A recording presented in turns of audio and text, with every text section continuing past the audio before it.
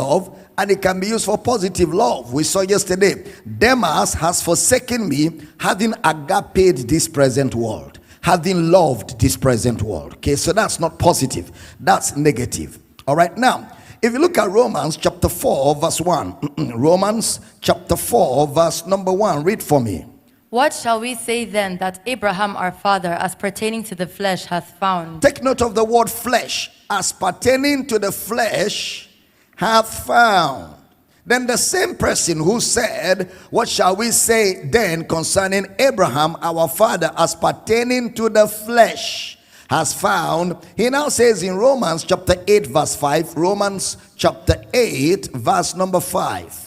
For they that are after the flesh do mind the things of the flesh, but they that are after the spirits, the things of the spirit. They that are after the flesh do mind the things of the flesh. Give me verse 6 of that Romans chapter 8 verse 6. For to be carnally minded is death, but to be spiritually minded is life and peace. So they that are in the flesh can do the things of the flesh. They mind the things of the flesh. Now the same person who says, what shall we say concerning Abraham our father, as pertaining to the flesh, what has he found? Who said they that are in the flesh do mind the things of the flesh? Look at Romans chapter 8 verse 13. Romans chapter 8 verse 13. For if ye live after the flesh, ye shall die. But if ye through the Spirit do mortify the deeds of the body, ye shall live. If you live after the flesh, you shall die. So the flesh must always be explained, because the flesh can be my physical body. Like Romans chapter 4 verse 1 is talking about physical body. What shall we then say concerning Abraham? What has Abraham our father, as pertaining to the flesh, physical body, has found? He was talking about genetically where you came from. That's why he said our father, making reference to the Jewish people, as pertaining to the flesh. You know, the Jews still call Abraham their father. It's genetic. You know, it's in their DNA. When it comes to their spiritual nature, that's why it's funny when you start calling Abraham your father. How? How? Through which way? You are not Abraham's son. If you check your name very well, you will see who your father is. It's there attached to your name. you know, naturally, genetically, you have no connection with Abraham except you were born in Israel or you're a Jewish person. Otherwise, all of these, I'm a black Jew, I'm a white Jew, I am an African Jew. All that is rubbish. Go and look for your father. His name is attached to your name somewhere. So we are going to build on this, the difference between flesh and flesh. Now, we're going to also look at this word flesh, because whatever we discuss, the word flesh must be seen in the word, how it is situated. In fact, look at Romans chapter 1 verse 3, same flesh. Romans chapter 1 verse number 3. Concerning his son Jesus Christ our Lord, which was made of the seed of David according to the flesh. Jesus made according to the flesh. And that the same flesh, he said you will die. But this is Jesus according to the flesh. So always look at which flesh is he talking about. Because the flesh of Abraham is human generation. Okay? And flesh can be human and flesh can be spiritual. It's context that will help us know what he is talking about. So therefore the word flesh is found in the cosmos. It's found in man's activities. And that's why Satan is called the God of this world. In 2 Corinthians chapter 4 verse 3 to 4. In whom the God of this world has blinded the minds. For if our gospel be hid, it is hid to them that are lost, in whom the God of this world has blinded the mind, the thinking, the rationale, the understanding of them that believe not. So you see that the mind that we are referring to is man's hostility. Hostility. They believe not the gospel. They are hostile towards God. They are hostile towards the gospel. It's not the God of everybody born into the world. It's not the God of everybody born into the world. Look at John chapter 12 verse 31. John chapter 12 verse number 31.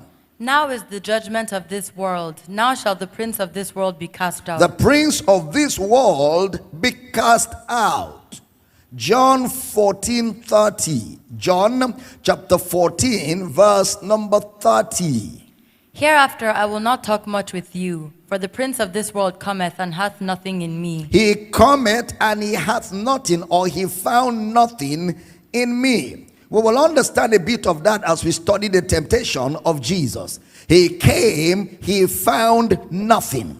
Luke chapter 4 verse 5 to 6. Pay attention. Luke chapter 4 from verse 5 to 6. And the devil, taking him up into an high mountain, shewed unto him all the kingdoms of the world in a moment of time. In a moment of time.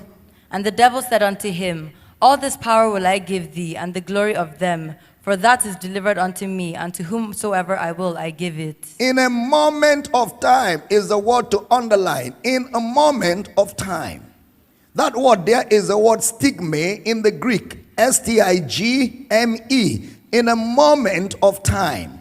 It means at once. There's much to learn from that, because obviously we are dealing with the mind. He showed him the kingdoms of this world at once, in a moment of time. Now look at what it says in verse 6, the first sentence of that Luke chapter 4 verse 6. And the devil said unto him, Yes. All this power will I give thee. Yes. And the glory of them. All this power will I give you, and the glory of them. Now let me explain the scenario to you very well. Nobody was there. Jesus was obviously explaining the motions of sin and temptation. Jesus was not moving around. Nobody was there. So this was the way he could explain it to them. And Jesus was obviously referring to the motions of sin. Look at that verse 5 again of Luke chapter 4, verse number 5. And the devil, taking him up into an high mountain, shewed unto him all the kingdoms of the world in a moment of time. In a moment of time, at once. Now I want you to look at something, some changes here.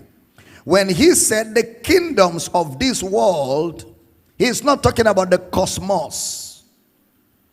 The kingdoms of this world there has to do with where men live. Oikoumia in the Greek, O-I-K-O-U-M-A-I-E. I repeat the spelling, O-I-K-O-U-M-A-I-E. It has to do with where men dwell. Interestingly, Matthew uses cosmos in the same narration. Matthew chapter 4 verse 8. Give me Matthew chapter 4 verse number 8. Again, the devil taketh him up into an exceeding high mountain, and sheweth him all the kingdoms of the world and the glory of them. Showed him all the kingdoms of the cosmos. The kingdoms of the cosmos. So what Jesus was offered here was the flesh. What Jesus was offered in this temptation was the flesh. That's how the flesh is offered, that you have seen here in this narration. Look at that reasoning. That reasoning is the flesh. The kingdoms of the world and the glory of it. That is the flesh. The kingdoms of the world and the glory of it will I give you. And we're going to study the flesh, and we're going to focus on it in a bit. John says all that is in the world, then he says, is the lust of the eyes, the lust of the flesh, and the pride of life. That's what he calls it. The lust of the flesh, the lust of the eyes, and the pride of life. So what he offered him in the world is the flesh. What Satan offered Jesus is the flesh. The flesh is that independence. And this is the reason why a man, upon being born again, still walks in the flesh. Is that reasoning. So the flesh is not something inside of you that is moving. The flesh is always introduced. The flesh is a system a system of reasoning. The flesh is a system of reasoning. Look at John 8:44. John chapter 8 verse 44. The Gospel of John 8:44. John chapter 8 verse 44. What's going on? John 8:44. Ye are of your father the devil, and the lusts of your father ye will do. He was a murderer from the beginning, and abode not in the truth, because there is no truth in him. When he speaketh a lie, he speaketh of his own. For he's a liar. That's why you're JPM SP. He's a liar.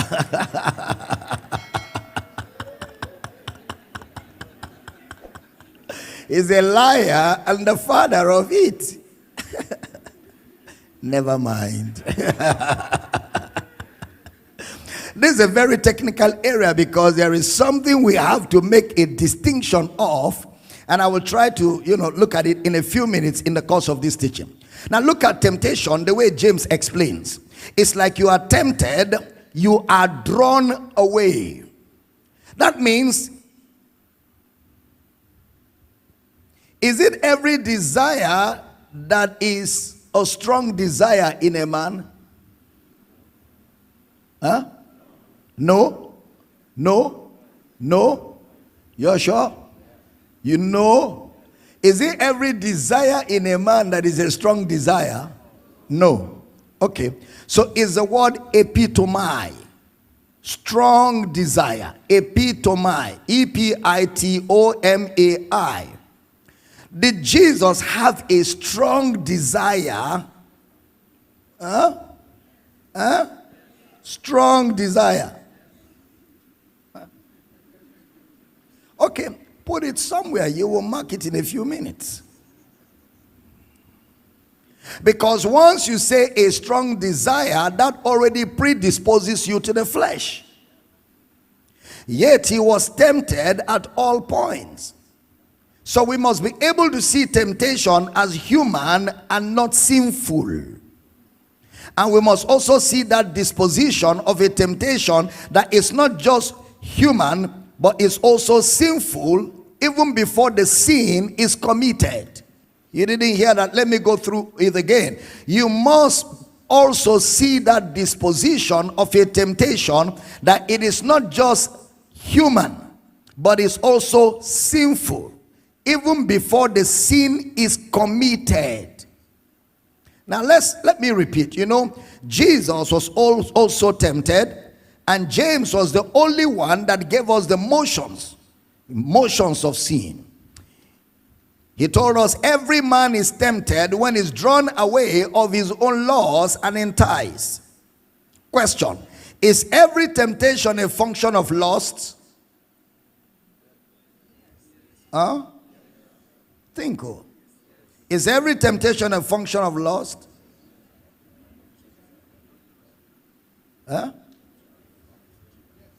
Okay, in a few minutes, to be clear. If it is lust, then did Jesus have lust? Don't forget the word epitome.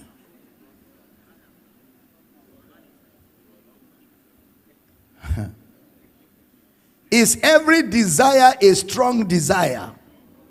Okay. Are there ordinary desires and strong desires? Which of the desires is connected to sin? Did Jesus have strong desires?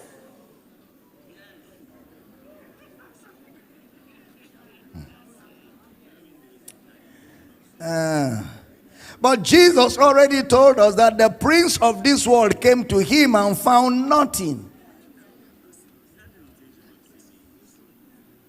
So did Jesus have strong desires? Even with Expo.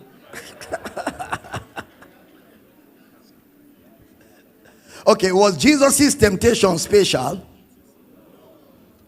The temptation of Jesus and that of Adam can be seen as the same in many regards. So, the flesh is an offer. The flesh is an offer. The fact is, the flesh is not a function of you being born again, it's a function of influences. The flesh is not a function of you being born again, it's a function of influences. That's why Paul said, walk in the spirit and you will not fulfill the lust of the flesh. That means accomplish a task that is given to you to do. Now, let me give you this intro and then I'll move into exegesis. A man's disposition to sin is man-made. A man's disposition to sin is man-made. And you can now see why it will not be found in anyone who has no sense of independence in taking decision for himself like infants. There is also a disposition that must be present, and if it is not there, then the person is not qualified as a child of disobedience.